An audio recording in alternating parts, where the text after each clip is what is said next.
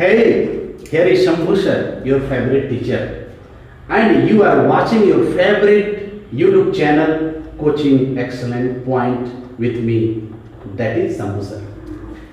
आइए आपको गुणनखंडन के पार्ट 2 में ले चलते हैं। इसके पहले पार्ट 1 आपको बता चुके हैं बेसिक गुणनखंडन कैसे करते हैं। A square minus B square algebra के फॉर्मूला पर भी आपको गुणनखंडन बता चुके हैं और आज उसको आगे बढ़ाते हुए दो फार्मूला अभी लिए हैं। एक है पहला A cube plus B cube equal to A plus B into A square minus A B plus B square, और दूसरा फार्मूला हमने लिया है A cube minus B cube equal to A minus B into A square plus A B plus B square. आप दोनों formula board पर देख पा रहे हैं, अलग अलग कलर में दोनों लिखा हुआ है। उस पर आधारित 4 सवाल दिए गए हैं, इसको समझना आपको, इसलिए समझे लिख दिए हैं। पहला सवाल है x cube plus y cube, और दूसरा सवाल है 8x cube plus Z cube. तीसरा सवाल है 1 प्लस 8/125 m क्यूब, और चौथा सवाल है 48x cube plus 81y cube का गुणनखंडन कैसे करें। अब एक एक करके हम इनका गुणनखंडन आपको बता रहे हैं, ध्यान दीजिए। अब हम हल कर रहे हैं। ये देखिए पहला सवाल है x cube plus y cube. आप देख पा रहे हैं x cube plus y cube इसके जैसा है, इस फार्मूला के जैसा है। अंतर सिर्फ ये है कि उसमें a और b है, इसमें x और y है। तो अगर इसको हम आगे बढ़ाएं तो क्या होगा, यहाँ पर a प्लस बी आ रहा है तो आप लिखेंगे ना x प्लस वाई आप लिखेंगे। फिर यहाँ पर है ए स्क्वायर, ये वाला ए स्क्वायर या ये वाला ए स्क्वायर, जो आप समझ लीजिए। ए स्क्वायर है तो आपका यहाँ ए की जगह पर x है तो आप लिख दीजिए एक्स स्क्वायर। फिर यहाँ माइनस है तो आप भी माइनस दे दीजिए। फॉर्मूला के हिसाब से चलिए, आप एकदम सही मंजिल तक पहुंचेंगे, गंतव्य तक पहुंचेंगे, सही आंसर आने वाला है। फिर ए और बी है तो x और y लिखिए। फिर प्लस बी स्क्वायर है तो आप यहां पर y का स्क्वायर कर दीजिए। आपका हो गया गुणनखंडन तैयार। आसान है, छोटा सवाल है, इसलिए ये बहुत जल्दी से बन गया। जैसे जैसे आगे बढ़ेंगे थोड़ा सा जटिल होता जाएगा। फॉर्मूला तो चाहिए, फॉर्मूला तो यहाँ लिख दिए हैं तो आपको दिखाई दे रहा है, उस पर सेट कर रहे हैं, लेकिन सवालों में ऐसा नहीं लिखा रहता है। आपको खुद डिसीजन लेना होता है कि ये किस फार्मूला से सेट होगा, किस फार्मूला से इसको आगे बढ़ाएंगे। इसलिए दोस्तों फार्मूला को हमेशा कंठस्थ करके रखिए, मेमोराइज कीजिए। अब जैसे आप फार्मूला याद कर सकते हैं कीजिए, ये आपके ऊपर निर्भर करता है। कोई कहता है रट लेना चाहिए, कोई कहता है लिख कर याद करना चाहिए, कोई कहता है सवाल बना करके याद हो जाता है अपने आप। तो ये दोस्तों आपके ऊपर निर्भर करता है कि आप इसे कैसे याद रखते हैं। याद नहीं रखेंगे आपसे सवाल नहीं बनेगा, कोई भी मैथमेटिक्स का सवाल आपसे नहीं बनेगा जहां फॉर्मूला यूटिलाइज करना है। आइए देखते हैं आगे। सवाल नंबर 2 कहता है 8x cube plus Z cube. अब ये तो इस रूप में नहीं है, यहां पर एक संख्या आ गया। यहां ध्यान दीजिए, यहां जो भी संख्या आया तो वो किसी क्यूब वाला पर है तो घन कर रहे हैं ना, पावर 3, तो ये किसी संख्या का घन है। किसका घन है आप सोच सकते हैं। 8 किसका घन है, 2 का है। अब आप इसे पहले इस रूप में लाइए तो यहां लिख दीजिए 2x का पावर 3 प्लस, ये तो अकेले है बेचारा, अब इसको जेड को ऐसे ब्रैकेट में भी करके 3 लिख सकते हैं। अब ये बन गया ए क्यूब प्लस बी क्यूब। ये a है और ये b है, ध्यान दीजिए, ये a है और ये b है। a कौन है, 2x, a तो है नहीं, मैंने a जैसा है 2x प्लस यहां पर z का होल क्यूब। फिर अगर उसी फॉर्मूला के हिसाब से लिखें तो हमारा पहला जो पद आता है a प्लस b आता है, तो हमारा 2x प्लस z हो जाएगा, ये हो गया। फिर ब्रैकेट आता है, फिर a स्क्वायर है तो इसका मतलब इसका स्क्वायर करना पड़ेगा। अब यहाँ पर दोस्तों थोड़ा सा आपको करना है कि बड़ी कोष्ठ का इस्तेमाल करना है, बड़ा वाला कोष्ठ ले लेना है। अब a का स्क्वायर है मतलब 2x का स्क्वायर करना है, यहाँ पर 2x का स्क्वायर करना है। a स्क्वायर है ना सवाल में, फॉर्मूला में a स्क्वायर है, तो आप इस टोटल को स्क्वायर कीजिएगा। केवल x पर स्क्वायर देने से नहीं होगा, केवल 2 पर स्क्वायर देने से नहीं होगा, 2x पर होल स्क्वायर करना पड़ेगा, तब आपका आंसर सही माना जाएगा। फिर उसमें माइनस आ रहा है, आप भी माइनस दे दीजिए। फिर a इंटू बी है, a b का मतलब हुआ a और b में गुना है, तो आप यहाँ पर a की जगह पर 2x है और b की जगह पर z है, तो आप ऐसे लिख दीजिए। फिर वहाँ b का स्क्वायर है तो आप z को ऐसे घेर कर स्क्वायर दीजिए। आप z अकेले है नहीं भी घेरेंगे तो चलेगा, लेकिन उसके साथ कोई संख्या अंक रहता तो आपको घेरना पड़ता। फिर भी हम घेर दिए हैं, उससे कोई फर्क नहीं पड़ेगा।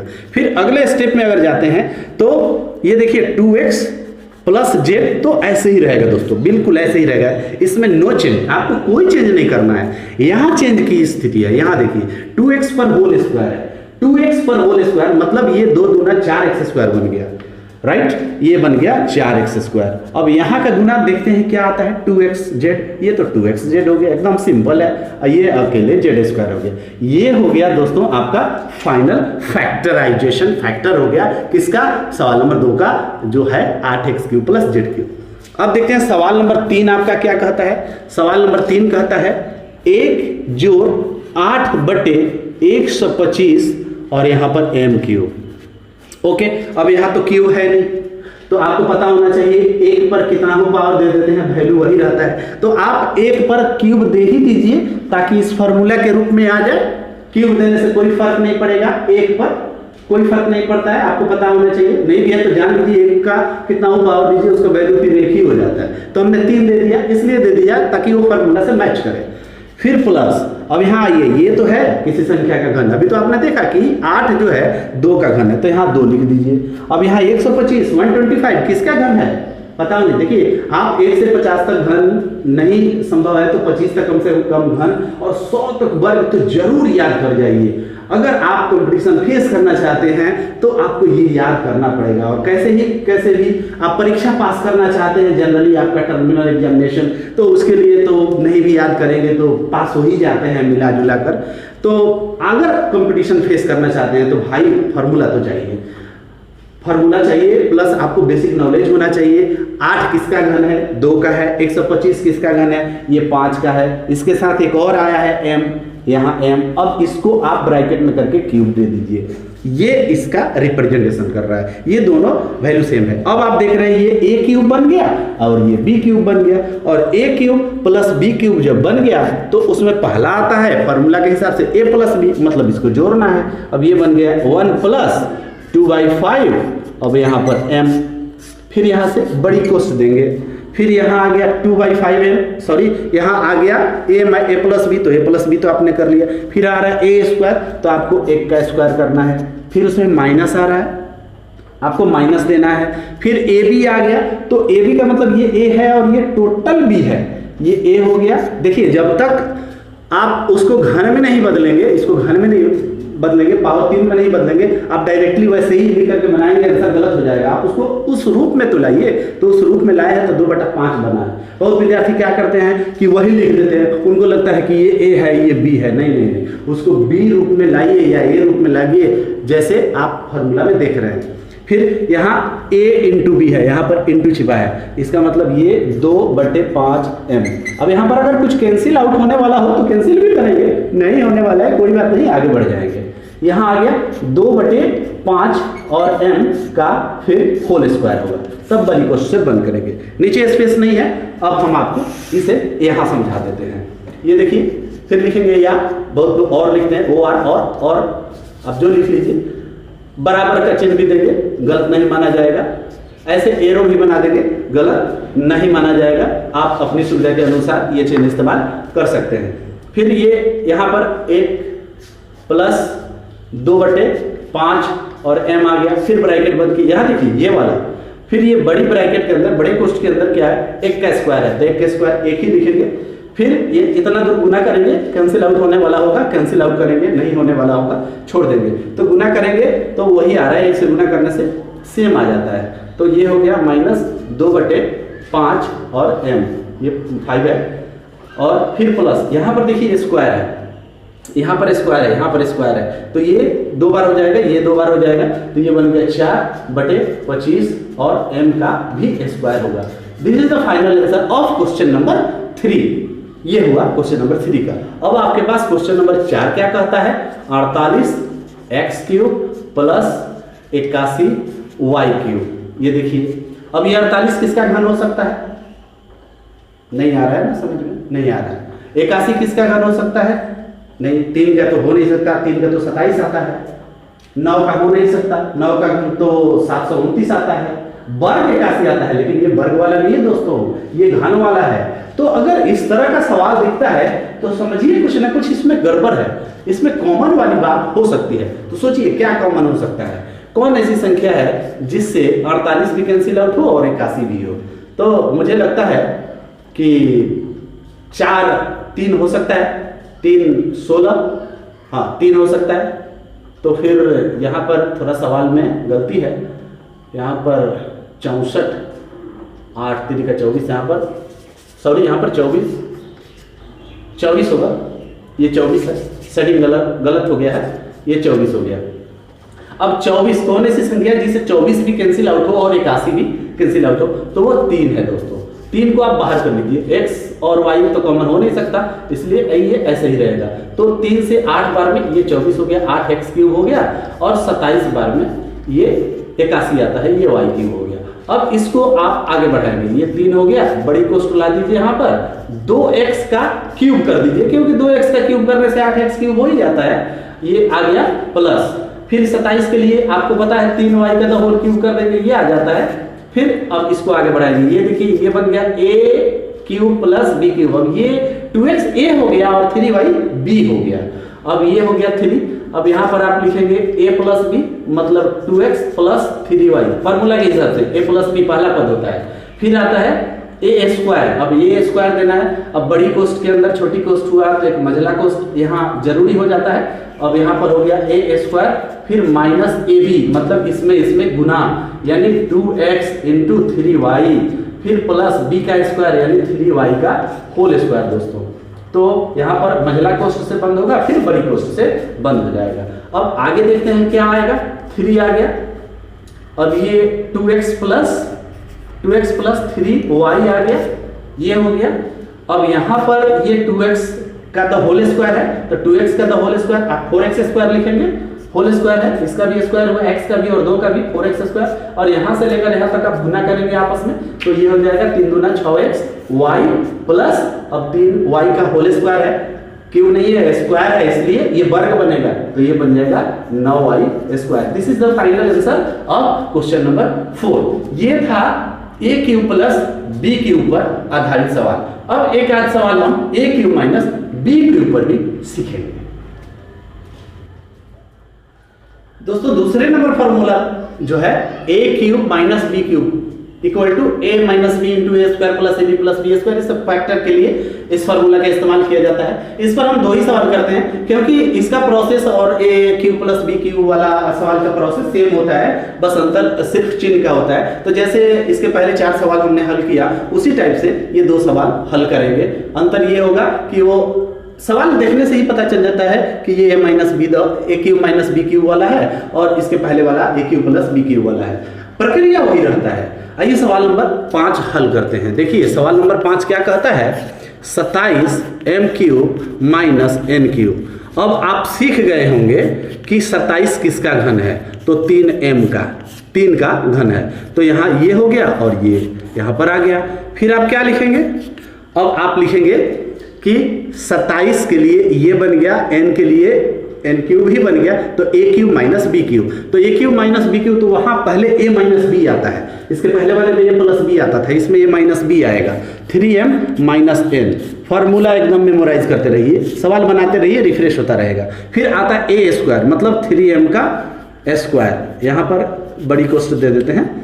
फिर प्लस आता है a और b यानी 3m into n plus b का स्क्वायर यानी n का स्क्वायर। आप फार्मूला से इसको मिला लीजिए, मैच करके देख लीजिए। फिर इसको आगे बढ़ाएंगे तो आपको मिलेगा 3m माइनस n और यहाँ पर आएगा 3m द होल स्क्वायर, मतलब वो वर्ग हो गया, तो ये हो गया 9m²। और यहाँ से तो दोस्तों आपको पता है गुना करते हैं, इन पदों में गुना करते हैं, तो ये गुना 3mn हो गया प्लस n² हो गया। This is the final answer of question number 5। ये 5 नंबर क्वेश्चन का सही सॉल्यूशन है। आइए यहाँ पर क्वेश्चन नंबर 6 हल करते हैं। ये देखिए क्वेश्चन नंबर 6 बटा में है, उसे घबराना नहीं है। ये हो गया 8x³ बटे 27 माइनस 1 बटे z³, ये सवाल है। इसको भी वैसे ही सेट करेंगे कि किसका पावर देने से 8 आता है और किसका पावर देने से 27 आता है, अर्थात 8 किसका घन है और 27 किसका घन है। तो जाहिर सी बात है 8 2 का घन है और 27 3 का घन है, एक x है, तो हम इसको ऐसे लिख दिए। अब ये जो वैल्यू इसका जो आएगा ये आएगा, माइनस 1/z कर देंगे और इसका पावर 3 दे देंगे, तो ये इसका रिप्रेजेंटेशन करने लगा। फिर आप देख रहे हैं कि ये टोटल a है और ये टोटल b है, तो ये बन गया a cube minus b cube. आप ध्यान से देखिए, a cube minus b cube, तो a cube minus b cube, तो फिर वही आ गया a cube minus b cube a minus b, तो पहले आ जाएगा 2/3 x माइनस b क्यूब का मतलब 1/z a माइनस b, ये आ गया a माइनस b। फिर यहाँ पर बड़ी कोष्ट a स्क्वायर मतलब 2/3 x का होल स्क्वायर दोस्तों। फिर उसमें आ रहा है प्लस, यहाँ देखिए प्लस, तो यहाँ आ गया प्लस। फिर आ गया ab मतलब इसमें गुना, यानी 2/3 x गुणे 1/z प्लस b स्क्वायर, तो b स्क्वायर किसका करना है, 1/z का होल स्क्वायर करना है। अब फिर यहाँ पर बड़ी कोष्ट से उसे बंद कर देंगे। आप देख पा रहे हैं, थोड़ा सा इसको एडजस्ट कर लेते हैं। ये हो गया आपका स्टेप, आप देख पा रहे हैं बढ़िया से। फिर आगे इसको बढ़ाते हैं। अब ये हो गया 2/3 x माइनस 1/z तो है ही, आप ये हो गया a माइनस b के लिए। फिर a स्क्वायर का वैल्यू क्या होगा, अब इस पर स्क्वायर है तो इसका भी स्क्वायर, इसका भी स्क्वायर हुआ, तो वो बन गया 4 और ये बन गया 9, ये 4 बन गया, ये 9 बन गया, x का पावर 2 हो गया। प्लस यहाँ पर देखिए, यहाँ पर जब भी होता है तो कैंसिल होने वाला हो तो कैंसिल कीजिए, नहीं होने वाला हो तो गुना कर लीजिए। हमें लगता है कि कोई किसी से कैंसिल होने वाला नहीं है, ये तो z है, ये 2 है, आप नहीं कर, ये तो 2 और z कैसे कैंसिल होगा, तो जो नीचे है वो नीचे गुना होगा, जो ऊपर है वो ऊपर गुना होगा, तो ऊपर में आ गया 2x और नीचे में आ गया 3z प्लस 1/, अब ये z पर 1 पर स्क्वायर देने से 1 आता है, z पर स्क्वायर देने से अब ये z का स्क्वायर हो गया, यहाँ पर आ जाए। ये आपका फाइनल आंसर हो गया दोस्तों क्वेश्चन नंबर 6 का। ये 5 नंबर सवाल और 6 नंबर सवाल दोनों ही आपको a cube minus b cube यानी फार्मूला नंबर 2 से रिलेटेड है। अब देखते हैं फार्मूला नंबर 3 पर क्या करता है। a square plus b square plus c square plus 2ab plus 2bc plus 2ca equal to a plus b plus c the whole square, या जस्ट उसके अपोजिट भी आप पढ़ते होंगे, a plus b plus c the whole square equal to इधर वाला LHS वाला क्या है, a square plus b square plus c square plus 2ab plus 2bc plus 2ca, अर्थात a square plus b sorry a plus b the whole a plus b plus c the whole square, a plus b plus c the whole square equal to a square plus b square plus c square plus 2ab plus 2bc plus 2ca। अब इस पर कुछ सवालों को हम हल करेंगे। अब देखिए एक सवाल आ गया, एक सवाल लेते हैं 4x square plus y square plus 9z square plus 4xy plus 6yz plus 8xz का गुणनखंडन करें। ये ऐसा सवाल आ गया, तो बिल्कुल घबराना नहीं है कि इसका गुणनखंडन कैसे करें, का गुणनखंडन करें। ये आ गया सवाल, ये देखिए 4x square plus y square plus 9z square plus 4xy plus 6yz plus 8xz। ऐसे सवाल देखिए, ये शुरू का ही दौर बता रहा है, शुरू का ही स्टेप इसमें बता रहा है कि a plus b plus c the whole square का जो सॉल्यूशन आता है उसी पर ये बनने वाला है। सवाल की स्थिति देखकर फॉर्मूला दिमाग में आ जाता है कि तो फॉर्मूला कहीं से घूम कर जाइए, फिर फॉर्मूला आपको हर हाल में चाहिए। अगर आप सीखना चाहते हैं, पढ़ाई को समझना चाहते हैं, तो मन लगाइए, मन लगाएंगे मन लगेगा। किसी भी काम में अगर आप उत्साहित होकर उसको करते हैं तो आप जरूर सीखेंगे और बढ़िया से सीखेंगे। चलिए इसको आगे बढ़ाते हैं। अब आपके पास सवाल है 4x square plus y square plus 9z square, ऐसा आ गया। फिर प्लस 4xy 6yz और ये 8xz, ये आपका सवाल है। फिर आगे बढ़े तो ये होल स्क्वायर वाला है, तो ये 4x स्क्वायर के लिए आप 2x द होल स्क्वायर तो लिख ही सकते हैं, प्लस y अकेले है तो ऐसे लिख दीजिए, प्लस ये होल स्क्वायर हो गया, प्लस 3z का आप होल स्क्वायर कर दीजिए। ये देखिए कैसे बनता जा रहा है, a square plus b square plus c square इसके जैसा बनता गया। फिर प्लस अब यहाँ पर 2 दे दीजिए। अब ए क्या है आपका 2a, ये देखिए a है, ये b है, ये c है, तो इसके देखते हैं कि यहाँ पर 2x देने से 2a और b देने से ये आ रहा है कि नहीं। ये आ रहा है क्या, गुना करके देखिए तो 2 इंटू 2x इंटू वाई, ये a है ये b है, आप देख पा रहे हैं ना ठीक से, ये a स्क्वायर इसके लिए है, ये इसके लिए है और ये इसके लिए है, तो ये a square plus b square plus c square बन गया। तो यहाँ पर फॉर्मूला में क्या आता है 2ab, तो आप उसको सेट करके देखिए कि उतना आ रहा है कि नहीं, तो ये अपने से लिख दिया हम 2 और a का मतलब ये और b का मतलब ये, प्लस फिर 2 फॉर्मूला भी रहता है, देखिए 2 यहाँ भी है, 2 यहाँ भी है, 2 यहाँ भी है, तो ये 2 आपको देना ही पड़ेगा। अब 2ab हो गया तो 2b का मतलब यहाँ पर y हो गया। अब c के जगह पर आपको 3z देना पड़ेगा, फिर आपको मिलाना पड़ेगा कि ये स्टेप मैच कर रहा है कि नहीं। आप इसमें से तो लिख दिए, लिखने के बाद ये गुना करने पर ये आ रहा है कि नहीं, ये देखना बहुत जरूरी है। तो देख रहे हैं कि 3 गुना 6yz आ रहा है। चलिए आगे बढ़ते हैं। फिर ये हो गया a square plus b square plus c square plus 2ab plus 2bc plus 2c है, अब 2 आ गया। अब c के जगह पर आप लेंगे ये 3z और 2c और a की जगह पर आप लेंगे ये वाला 2x, और यहाँ पर वेरी सॉरी यहाँ पर 12 होगा, 3 गुना 6 गुना 12।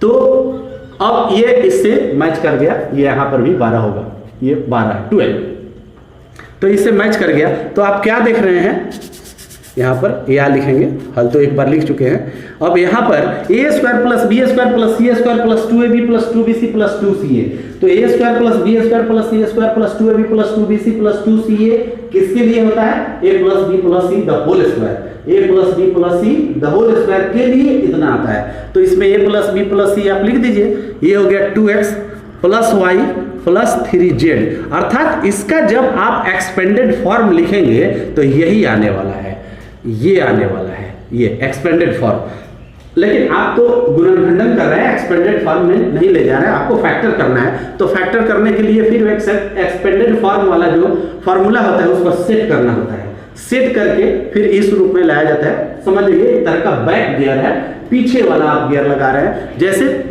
आप पढ़े होंगे a plus b plus c the whole square बराबर इतना, लेकिन अब की बात उसके उल्टा पढ़ रहे हैं, a square plus b square plus c square plus 2ab plus 2bc plus 2ca equal to a plus b plus c the whole square. आप देखिए यहाँ इतना लिखा है तो हम उसको समेट करके ये लिख दिए। अब इसी चीज को 2 बार लिख देंगे, मतलब इतना इंटू फिर इतना, स्क्वायर है इसलिए 2 बार तो लिख ही सकते हैं ना। तो ये हो गया 2x plus y plus 3z और एक बार और 2x plus y plus 3z। ये देखिए आपका ये गुणनखंडन तैयार हो गया। बिल्कुल आप ध्यान से देखिए, कोई भी सवाल अगर डाउट रह जाता है तो वीडियो को वहां पर रोक दीजिए और इत्मीनान से देखिए और समझिए। उसके पहले वाला स्टेप आप देखना चाहते हैं, बैक चले जाइए, उसको देखिए, या चैप्टर से सवाल बना रहे हैं, आप किसी भी प्रकाशन का किताब रखे हैं उससे सवाल बना रहे हैं गुणनखंडन से जुड़ा हुआ, बेसिक फंस रहा है तो सबसे पहले बेसिक वाला पार्ट 1 गुणनखंडन का देख लीजिए। आप अपने YouTube channel coaching excellent point पर जाएंगे तो हर टॉपिक का मतलब हुआ हर चैप्टर पर पार्ट 1 पार्ट 2 पार्ट 3 करके हम वीडियो अपलोड कर रहे हैं। ऐसा इसलिए क्योंकि अब एक ही चैप्टर पर लंबा वीडियो बनाने से बहुत विद्यार्थी नहीं देख पाते हैं, बोर हो जाते हैं, सोचते हैं कि इतना लंबा वीडियो कौन देखेगा। लेकिन सीखने वाले तो लंबा का 4 घंटा भी बनाया जाए तो वो देख ही लेते हैं, क्योंकि उनको सीखना है, समझना है। और नहीं समझने वाले को तो 5 मिनट का भी वीडियो बना दिया जाए तो वो लोग उसको भी नहीं देखते हैं। लेकिन जिन्हें समझना है पढ़ाई को कि है क्या, जिन्हें आगे जाना है, जिन्हें कंपटीशन फेस करना है, ये सारी पढ़ाई समझकर वो तो जरूर ही देखते हैं, एक बार नहीं बार बार देखते हैं जब तक उनको समझ में नहीं आता है। खैर छोड़िए, अब आप पर निर्भर करता है कि आप किस उद्देश्य से इसे देख रहे हैं, क्या समझकर इसे आप चलाकर देख रहे हैं। मेरा फर्ज है आपको बता देना, गाइडलाइन देना, समझाना। तो ये आप रिवर्स आप गियर में इसको पढ़ रहे हैं फैक्टर के रूप में। इस फार्मूला पर आधारित दूसरा सवाल देखते हैं। आपके पास सवाल है 2m square plus 18n square plus 50p square minus 12mn minus 60np plus 20mp। अब इसका गुणनखंडन आपको करना है। चलिए कोई बात नहीं, सबसे पहले आप इस सवाल को हल में लिखिए। क्या लिखेंगे? 2m square plus 18n square plus 50p², ये सवाल हम लिख रहे हैं दोबारा से, माइनस 12mn, फिर माइनस 60np और प्लस 20mp। ये आपका सवाल हो गया। अब इसमें सबसे पहले ये देखना है कि क्या सभी पदों में से कुछ कॉमन हो सकता है प्रत्येक पद में। इसमें 6 पद हैं, 1 2 3 4 5 6 पद है, कुछ कॉमन हो सकता है। आप ध्यान लगाइए, मेरे हिसाब से तो हो सकता है। सब 2 से कैंसिल होने वाली संख्या दिख रही है, सब 2 से कैंसिल होगी। तो आप सबसे पहले 2 कॉमन ले लीजिए। इस तरह के सवालों में जब भी दिखे कि कॉमन हो सकता है तो पहले कॉमन बाहर कर ही लीजिए।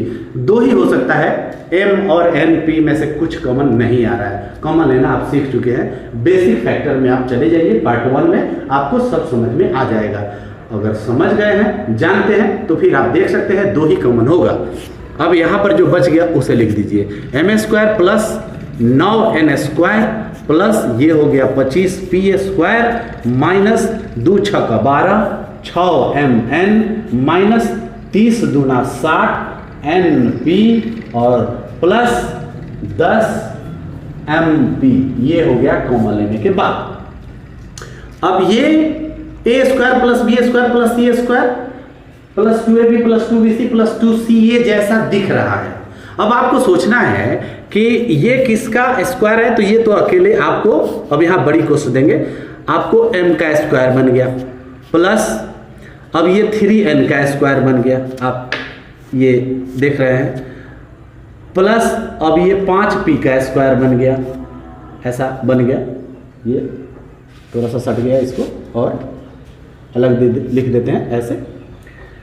अब यहाँ पर ये देखिए, अब 6mn आ गया, तो 6mn आ गया तो उसको आप इस पर सेट करेंगे 2ab, आपको यहाँ पर 2 देना होगा, और फिर a लिखना होगा तो ये m लिखेंगे, फिर b लिखना होगा तो उसके जगह पर 3n लिखेंगे ना। ये a है, ये b है, ये c है, यहाँ पर 2ab, तो 2 तो फार्मूला का है, आप 2 लिखेंगे, फिर a आएगा तो m आएगा, यहाँ पर m आएगा इनटू, अब 3n है तो आप 3n लिखेंगे, आप 3n लिखेंगे। लेकिन सवाल सूत्र में तो प्लस होता है, आपको तो यहाँ प्लस देना पड़ेगा हर हाल में। अगर आप प्लस देते हैं तो 3 दूना 6mn होगा, माइनस तो आ नहीं रहा है।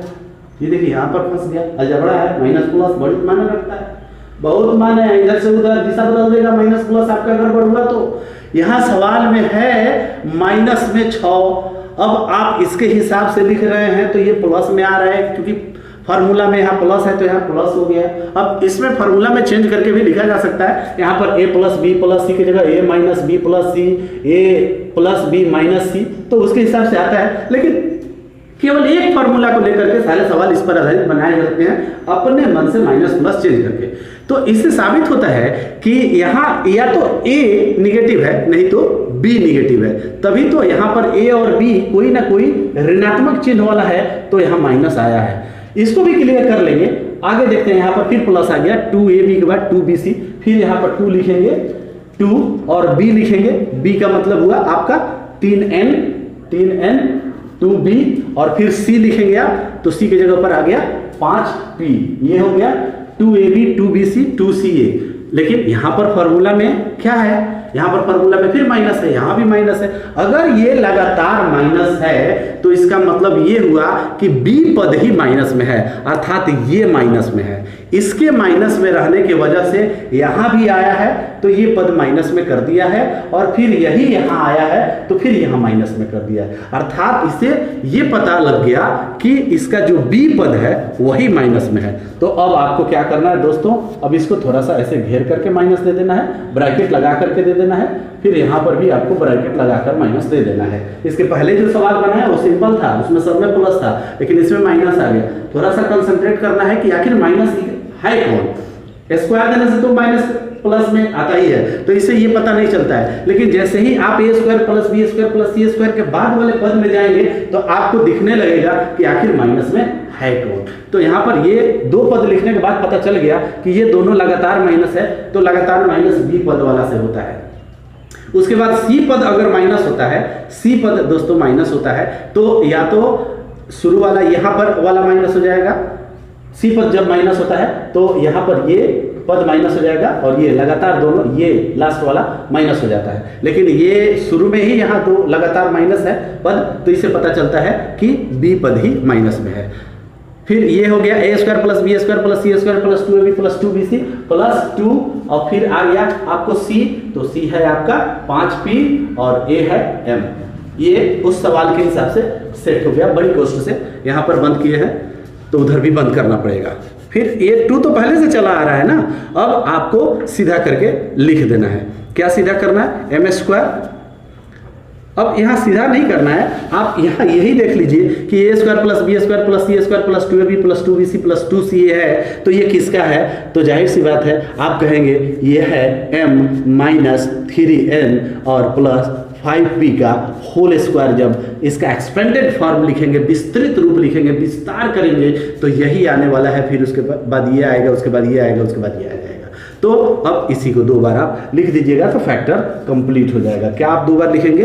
m minus 3n plus 5p, और दोस्तों एक बार और लिखना पड़ेगा, स्क्वायर है 2 बार लिखिए, क्यूब है 3 बार लिखिए।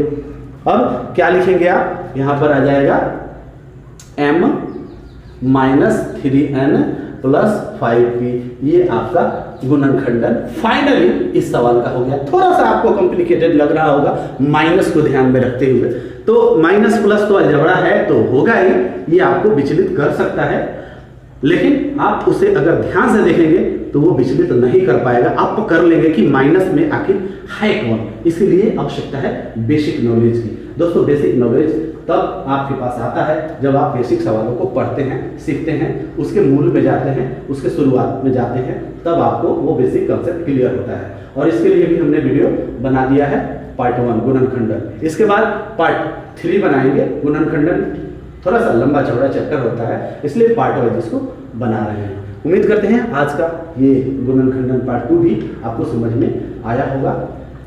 कहीं भी डाउट रह गया हो आप वीडियो को दोबारा चलाकर जरूर देख लीजिएगा। आप किसी भी क्लास के स्टूडेंट हैं, कॉम्पिटिटिव स्टूडेंट हैं, फिर भी कोई दिक्कत नहीं है, आपको गुणनखंडन सीखना है, पढ़ना है, बार बार चलाकर उसे देखिए, पढ़िए, सवाल बनाइए, आंसर मैच कीजिए, तब समझ जाइए कि आप सही दिशा में जा रहे हैं। चलिए आज के एपिसोड में इतना ही।